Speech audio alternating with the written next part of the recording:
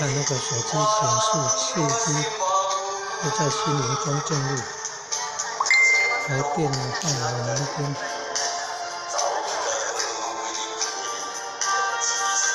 5:37错的，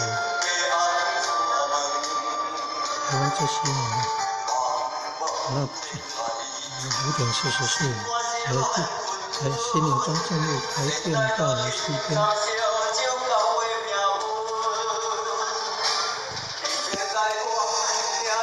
第3区第3区10点电台边。台湾之星4G手机，6点的时候，在士林公路今年民族路北段那个士林公路靠近台湾湾那个地方，4G手机，台湾之星。到公园走一走回来还没有进入室内，有开WiFi你看没有WiFi变有WiFi，到了住家户外，你看就开WiFi自动的，开播了，完全开播了，还在户外进去。不对，这还在户外。你看6点22，看6点23，海报的，你看，很低55。台湾之星18星。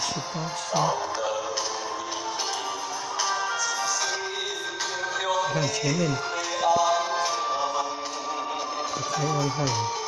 海报的，在户外，然后把WiFi关掉，在户外。台湾之星4G的还有这么高